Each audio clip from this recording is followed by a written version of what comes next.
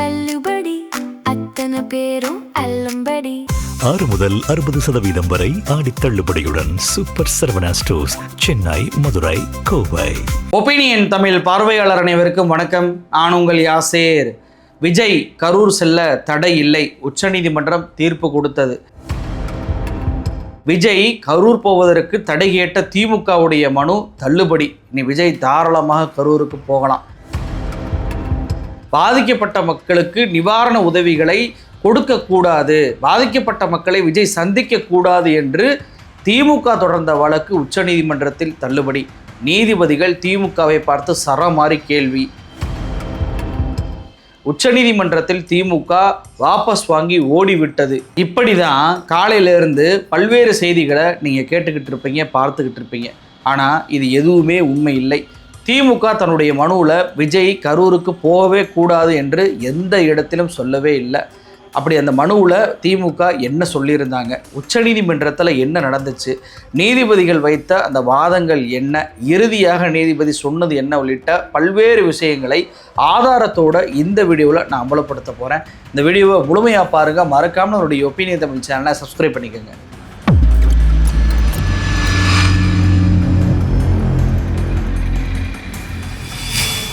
தொடர்ச்சியாக கரூர் விவகாரத்தில் திமுகவையும் ஸ்டாலின் அவர்களையும் செந்தில் பாலாஜியையும் பழி போட்டுக்கிட்டே இருக்குது இந்த தாவேகா. இதற்கு எதிராக உச்சநீதிமன்றத்தில் திமுக தொடர்ந்த வழக்கு இன்னைக்கு விசாரணைக்கு வந்துச்சு. ஆனால் திமுக ஏதோ விஜய் அவர்கள் கரூருக்கு போகவே கூடாதுன்னு சொல்லி மனு போட்டதை போல எல்லா மீடியாக்களுமே பொய் செய்தியை வெளியிட்டுக்கிட்டே இருக்காங்க. திமுக தன்னுடைய மனுவில் விஜய் கரூருக்கு போகக்கூடாதுன்னு சொல்லிச்சா அப்படின்னு சொல்லி கேட்டால் இல்லை. பாதிக்கப்பட்ட மக்களுக்கு நிவாரண உதவிகளை கொடுக்கக்கூடாதுன்னு சொல்லிச்சா அப்படின்னு சொல்லி கேட்டால் இல்லை. பாதிக்கப்பட்ட மக்களை சந்திக்கவே கூடாதுன்னு சொல்லிச்சா அப்படின்னு சொல்லி கேட்டால் அதுவும் இல்லை. அப்படி என்னதாங்க அந்த திமுக மனுவில் இருக்குது அப்படின்னு சொல்லி பார்த்தோம் அப்படின்னா, கடந்த ஜூலை 2ஆம் தேதி ஆதவ ஒரிஜினா அந்த அதிமுகவினர் இணையக்கூடிய அந்த விழா, கரூர் விஜயபாஸ்கரும் அந்த விராலிமலை விஜயபாஸ்கரும் இணையக்கூடிய அந்த விழாவில் பேசும்போது பார்த்தீங்க அப்படின்னா, கரூரில் எனக்கு ஒரு கணக்கு இருக்குது, அதை நான் தீர்த்தே தீருவேன், இந்த போலீஸை வச்சு தான் எங்களுடைய தொண்டர்களை கொன்னாங்க, அடிச்சே கொலை பண்ணாங்க அப்படின்னு சொல்லிட்டு ஆதவ ஒரிஜினா அவர்கள் ஒரு விஷயத்தை பேசியிருந்தார். இதற்கு அப்போதே திமுக தரப்பு கண்டனத்தை தெரிவித்தாங்க. இந்த விஷயத்தை மையப்படுத்தி தான் பார்த்தீங்கன்னா உச்சநீதிமன்றத்தில் திமுக வழக்கு என்பது தொடர்ந்துச்சு. இதுதான் திமுகவுடைய மனுவில் இருக்குது. கூடுதலாக என்ன இருக்குது அப்படின்னா, ஸ்டேட் மினிஸ்டராக இருந்துக்கிட்டு உச்சநீதிமன்றம் பார்வையில் இருக்கக்கூடிய, மேற்பார்வையில் இருக்கக்கூடிய சிபிஐ விசாரிக்கக்கூடிய அந்த வழக்கு குறித்து பொய்யாக நெரேட்டிவை தொடர்ச்சியாக பப்ளிக்கில் ஒரு பெர்செப்ஷனை கிரியேட் பண்ணிக்கிட்டே இருக்கிறாங்க. இது வழக்கை கண்டிப்பாக பாதிக்கப்பட செய்யும் அப்படின்னு சொல்லிட்டு தன்னுடைய மனுவில் சொல்லியிருக்கிறாங்க. அதனால பார்த்தீங்க அப்படின்னா இந்த ஆதவ ஒரிஜினா, இப்படி பேசின ஆதவ ஒரிஜினாக்கு எதிராக தனியாக ஒரு நீதிமன்ற அவமதிப்பு வழக்கையுமே நாங்கள் தொடரப் போகிறோம். எனவே இந்த விஷயத்தை பொறுத்த வரைக்கும் முதலமைச்சராக இருக்கக்கூடிய விஜய், ஆதவ், புஷி ஆனந்த், சிடிஆர் நிர்மல்குமார் மற்றும் பிற அக்யூஸ்டுகள் அத்தனை பேருமே இந்த ஆன்கோயிங் இன்வெஸ்டிகேஷனை பற்றி, இந்த கரூர் வழக்கு பற்றி பேசக்கூடாது அப்படின்னு சொல்லிட்டு தான் அந்த மனுவில் குறிப்பிட்டிருக்கிறாங்க. இன்னொரு விஷயம் என்ன அப்படின்னா, விஜய் கரூரில் பாதிக்கப்பட்ட மக்களை நாங்கள் சந்திப்பதையோ அல்லது நிவாரண உதவிகளை கொடுப்பதையோ தடுக்கவே இல்லை, அவர் தாராளமாக சந்திக்கட்டும், ஆனால் இந்த வழக்கை விசாரிக்கக்கூடிய சிபிஐ கிட்ட அதை சொல்லிட்டு தான் சந்திக்கணும், அப்போதான் அந்த வழக்கில் விட்னஸ் என்பது பாதிக்கப்படாமல் இருக்கும் அப்படின்னு சொல்லிட்டு தன்னுடைய மனுவில் குறிப்பிட்டிருக்கிறாங்க. இதுதான் திமுக போட்ட மனு. இதில் எந்த இடத்துலையாவது விஜய் கரூருக்கு போகக்கூடாதுன்னு சொல்லியிருக்கிறாங்களா? எந்த இடத்துலையாவது விஜய் பாதிக்கப்பட்ட மக்களை சந்திக்கக்கூடாதுன்னு சொல்லியிருக்கிறாங்களா? ஆனால் இந்த மீடியாக்கள் காலையிலேருந்து பார்த்தீங்க அப்படின்னா விஜய் கரூருக்கு போவதே தடை கேட்டாங்க, அந்த தடையை நீக்கி இருக்கிறது உச்சநீதிமன்றம், பாருங்கள் திமுக எப்படிப்பட்ட ஒரு வழக்கை தொடர்ந்துருக்கு அப்படின்ற ஒரு நெரேட்டிவை செட் பண்ணிக்கிட்டே இருக்கிறாங்க. இது அப்பட்டமான பொய் என்பதை இந்த மனுவில் இருந்தே நம்மளால் புரிஞ்சுக்கிற முடியுதா?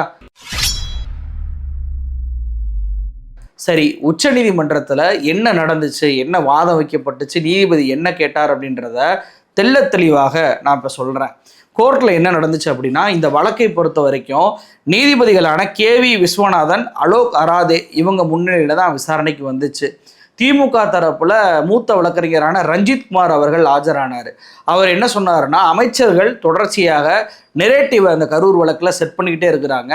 கடந்த வருடம் சிபிஐக்கு மாற்றிய அந்த உச்சநீதிமன்ற தீர்ப்புக்கே இது எதிராக அமையும், இது குறித்து கண்டிப்பாக விசாரிக்கணும் அப்படின்னு சொல்லிட்டு அவர் தன்னுடைய வாதத்தை வைக்கிறார். இதை கேட்ட நீதிபதி விஸ்வநாதன் என்ன சொல்றாருன்னா, விஜயுடைய கரூர் பயணத்தை சுப்ரீம் கோர்ட் வந்துட்டு ரெகுலேட் பண்ணணும்னு சொல்லிட்டு நீங்கள் நினைக்கிறீங்களா அப்படின்னு சொல்லி கேட்கும்போது இந்த பதிலை நல்லா கவனிங்க.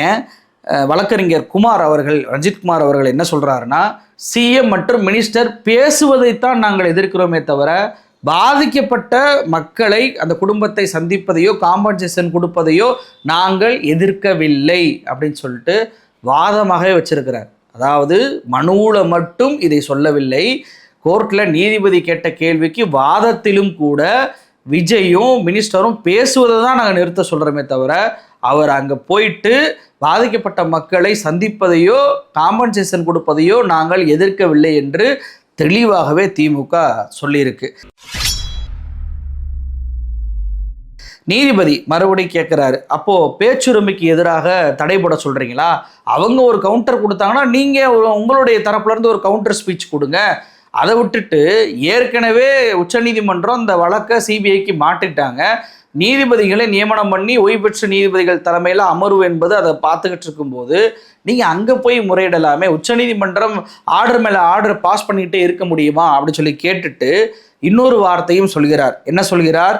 10 லட்சம் ரூபாய் நிவாரணமோ அந்த குடும்பத்தில் ஒருத்தருக்கு அரசு வேலையும் கொடுப்பதனால விட்னஸ் எப்படி பாதிப்படையும், இன்வெஸ்டிகேஷன் அது எப்படி பாதிக்கும் அப்படின்னு சொல்லிட்டு கேட்குறாரு நீதிபதி.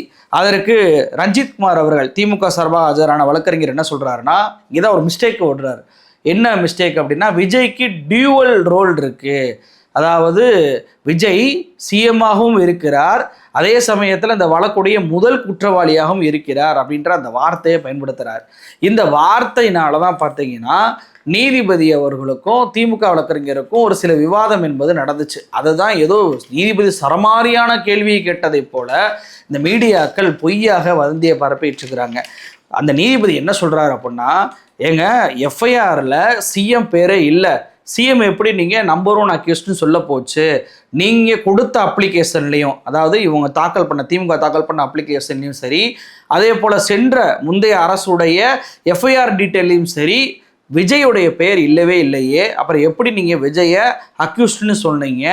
நான் எதுவும் தப்பாக சொல்கிறேன்னா கொஞ்சம் ஃபேக்ட்ஸை செக் பண்ணி பாருங்க அப்படின்னு சொல்லிட்டு அவர் சொல்கிறார். உடனே விஜய் தரப்புக்கு ஆஜரான வழக்கறிஞரான மூத்த வழக்கறிஞரான நீரஜ் கிசான் கவுல் என்ன சொல்கிறாருன்னா, விஜய் இந்த வழக்கில் குற்றவாளியாக சேர்க்கப்படலை அப்படின்னு சொல்லி சொல்கிறார். உடனே நீதிபதி அவர்கள் மிஸ்டர் ரஞ்சித்குமார், அதாவது திமுக வழக்கறிஞரை பார்த்து சொல்கிறாரு, மினிஸ்டர்ஸ் தான் வந்துட்டு இந்த வழக்கில் குற்றவாளிகளாக இருக்கிறாங்களே தவிர, அக்யூஸ்டாக இருக்கிறாங்களே தவிர சிஎம் வந்து கிடையாது. எனவே கோர்ட்டை வந்து நீங்கள் அரசியல் மேடையாக மாற்றக்கூடாது அப்படின்னு சொல்லி சொல்கிறார். உடனே நீதிபதி அவர்கள் இறுதியாக என்ன சொல்கிறாருன்னா, இது விசாரிக்க முடியாது, வேண்டுமென்றால் நீங்கள் இந்த வழக்கை வாபஸ் வாங்கிக்கங்க அப்படின்னு சொல்லி சொல்லும்போது தான் உடனே திமுக சார்பாக ஆஜரான வழக்கறிஞரான ரஞ்சித்குமார் அவர்கள் என்ன சொல்கிறாருன்னா, நாங்கள் இது குறித்து, அதாவது உச்சநீதிமன்றம் அமைத்த நீதிபதி ரஸ்தோகி தலைமையிலான குழுவிட்ட போயிட்டு ஆதவ் அர்ஜுனாவும் விஜயும் புசி ஆனந்தும் சிடிஆர் நிர்மல்குமாரும் அதர் அக்யூஸ்டெல்லாம் இப்படி நெரேட்டிவை செட் பண்ணுறாங்களே, இது குறித்து நாங்கள் புகார் கொடுக்கலாமா அப்படின்னு சொல்லி கேட்டுட்டு இன்னொரு வார்த்தையும் சொல்கிறார். ஆதவ் அர்ஜுனா ஜூலை 2ஆம் தேதி சொன்ன அந்த கரூர் கணக்கை தீர்ப்போம் அப்படின்றது நீதிமன்ற தீர்ப்புக்கு எதிரானது, எனவே நீதிமன்ற அவமதிப்பு வழக்கை நாங்கள் போடுவோம் அப்படின்னு சொல்லிட்டு அவர் வந்து தன்னுடைய வாதத்தை வைக்கிறார். அதற்கு நீதிபதி என்ன தெரியுமா சொல்றாரு? தாராளமாக செய்யுங்கன்றாரு. நல்லா கவனிங்க, ஆதவ் அர்ஜுனா மீது நீதிமன்ற அவமதிப்பு வழக்க தொடப்போம். ஏன்னா நீதிமன்றத்தில் ஒரு விசாரணையில் இருக்கும்போது அதை பற்றி எப்படி இவர் பேச போச்சு, எப்படி உண்மைக்கு புறம்பாக அந்த விசாரணை கெடுக்கும் விதமாக இவர் பேசினார் அப்படின்றதற்கு அவதூறு வழக்கை, அவமதிப்பு வழக்கை தொடருவதற்கு ஜட்ஜு வந்து அனுமதி கொடுக்குறாரு. ஆனால் எந்த மீடியாவும் இந்த செய்தியை வெளியிடலை. அது மட்டுமல்லாது இந்த வழக்கை, அதாவது சிபிஐ விசாரிப்பதை ஓய்வு பெற்ற நீதிபதி ரஸ்தோகி இருக்கிறார்ல, அவர்கிட்ட போயிட்டு புகார் கொடுப்பதையும் நீதிபதி தடுக்கவே இல்லை. தாராளமாக அங்கே போய் புகார் கொடுங்க அப்படின்னு சொல்லிட்டு மிக தெளிவாகவே சொல்லியிருக்கிறார். அப்போது இந்த வழக்கு என்பது வாபஸ் தான் வாங்க சொல்லி நீதிபதி சொன்னாரே தவிர தாராளமாக ஓய்வு பெற்ற நீதிபதி ரஸ்தோகி தலைமையில் போயிட்டு கரூர் வழக்கை டேமேஜ் பண்ணுற மாதிரி ஒரு நெரேட்டிவை இவங்க செட் பண்ணிக்கிட்டு இருக்கிறாங்கன்ற புகாரை நீங்கள் கொடுக்கலாம் என்றும், நீதிமன்ற அவமதிப்பு வழக்கை ஆதவர்ஜுனா மீது தொடுக்கலாம் என்றும் நீதிபதி அவர்கள் இந்த வழக்கில் மிக தெளிவாகவே சொல்லியிருக்கிறார். இதை தாவேக்காவும் மறைக்குது, தாவேக்காவுக்கு ஆதரவாக பேசக்கூடிய மீடியாக்களும் மறைக்குது. இங்கே டூல் கிட்டாக பல்வேறு பொய்களை பரப்பக்கூடிய தாவேக்காவுடைய விர்ச்சுவல் வாரியஸுமே பொய்யை பரப்பிக்கிட்டு இருப்பதை பார்க்க முடியுது. அப்போ இதுதாங்க நீதிமன்றத்தில் நடந்துச்சு. இந்த நீதிமன்றத்தில் நடந்த இந்த விஷயத்தை நீங்கள் பார்த்தாவே தெரியும். எந்த இடத்துலையும் வாதம் வைக்கும் போது விஜய் கரூருக்கு போகக்கூடாதுன்னு சொல்லவே இல்லை, பாதிக்கப்பட்ட மக்களை சந்திக்கக்கூடாதுன்னு சொல்லலை, நிவாரணப் பொருட்களை கொடுக்கக்கூடாதுன்னு சொல்லலை.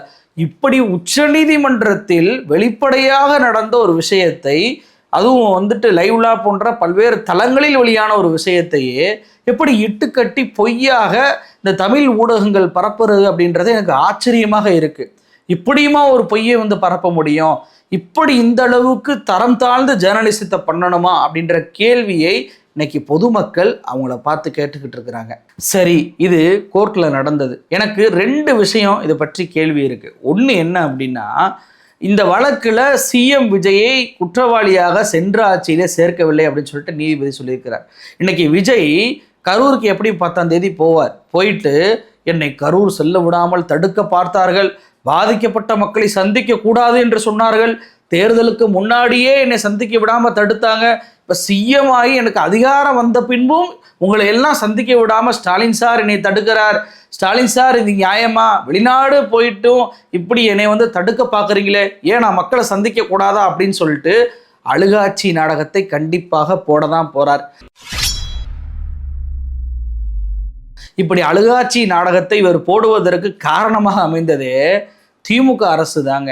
இவரெல்லாம் ஏர்போர்ட்டில் போகும்போதே தப்பிச்சு ஓடுனார்ல திருச்சி ஏர்போர்ட்டில், அப்போவே கைது பண்ணி இவரை தான் A1 குற்றவாளியாக சேர்த்துருக்கணும். ஏன்னா தெலுங்கானாவில் ஒரு நடிகர் தேட்டருக்கு போகும்போது தள்ளுமுள்ளு ஏற்பட்டு, அவரை பார்க்க வரேன்னு சொல்லிட்டு தள்ளுமுள்ளு ஏற்பட்டு அல்லு அர்ஜுனா அப்படின்ற நடிகர் மீது கேஸ் போட்டு ஜெயிலில் அடைச்சாங்க கவர்மெண்ட்டு.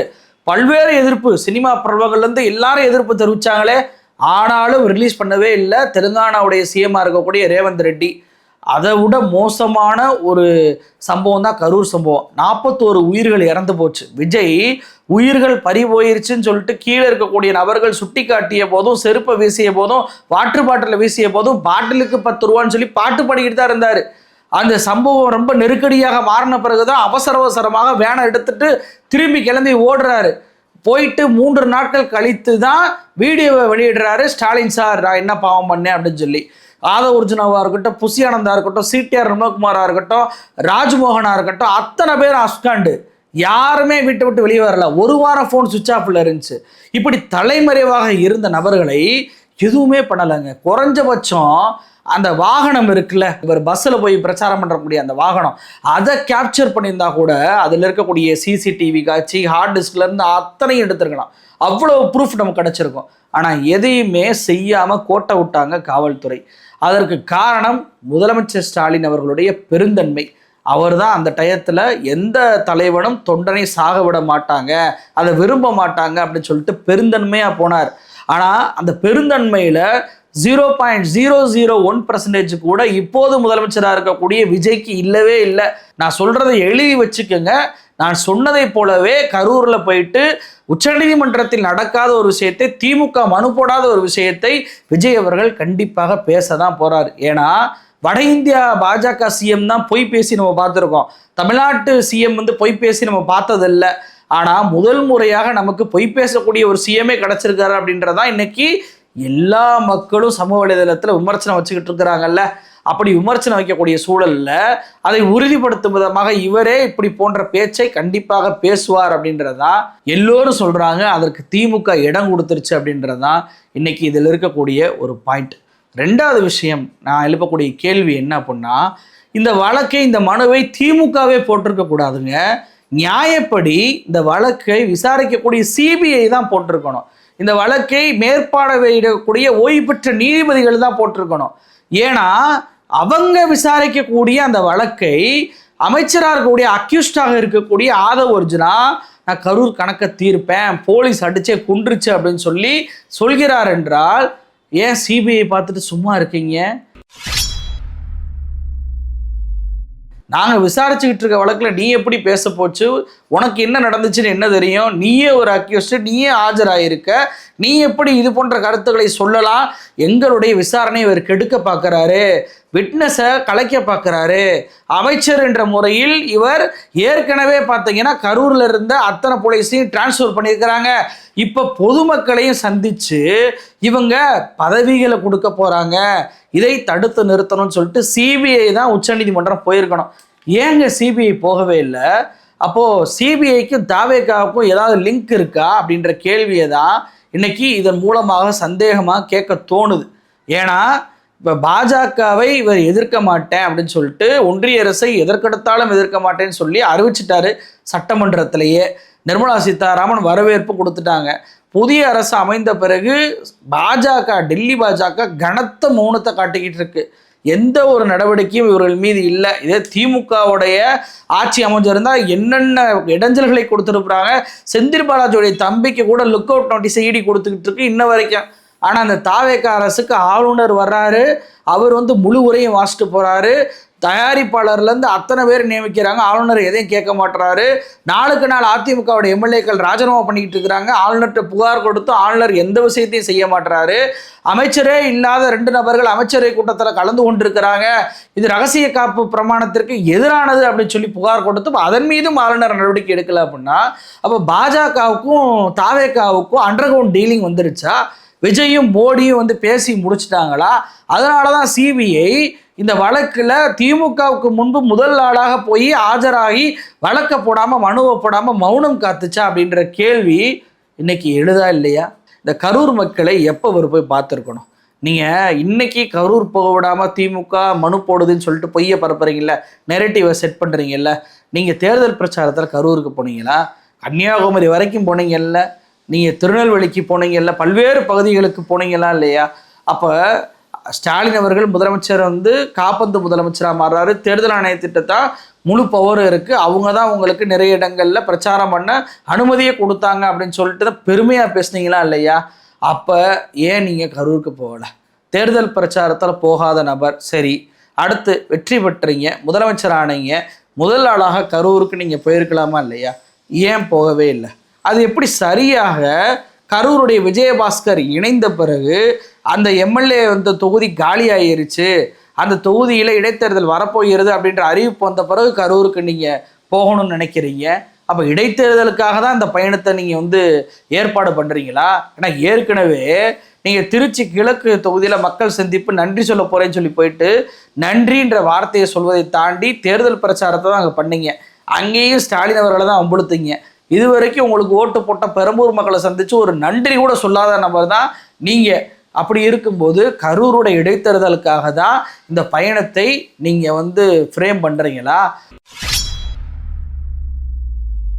அப்போ அந்த கரூருடைய இடைத்தேர்தலை மையப்படுத்தி தான் கரூரில் எப்படி செந்தில் பாலாஜி பிரச்சாரம் பண்ணுவார், அதற்கு முன்பே அவருக்கு எதிரான ஒரு நெரேட்டிவை செட் பண்ணணுன்றதுக்காக தான் தாவேகாவுடைய ஊத்தங்கரை எம்எல்ஏ வச்சு குதிரை பேர வழக்கை கிரியேட் பண்ணீங்களா? செந்தில் பாலாஜி மீது, செந்தில் பாலாஜி தம்பி மீதும் அந்த வழக்கை போட வச்சு விசாரிக்க உத்தரவு விடுறீங்களா? நீங்கள் முன்ஜாமீன் மனுவிலேயே பார்த்தீங்கன்னா நீங்கள் போயிட்டு அவகாசம் கேட்குறீங்க, எம்எல்ஏ எம்பி கோர்ட்டுக்கு மாற்றுங்க அப்படின்னு சொல்லி கேட்குறீங்களே. ஏன் உங்ககிட்ட ஆதாரம் இருந்தால் செந்தில் பாலாஜி தம்பிக்கு முன்ஜாமீன் கொடுக்கக்கூடாது, செந்தில் பாலாஜிக்கு முன்ஜாமீன் கொடுக்கக்கூடாது என்று வாதம் வைக்காமல் எதற்காக அவகாசம் கேட்டு 2 முறை வாய்தா வாங்கினீங்க? எதற்காக வேறு நீதிமன்றத்திற்கு 3ஆம் தேதி சொல்லாமல் 6ஆம் தேதி சொல்லி வாபஸ் வாங்கினீங்க?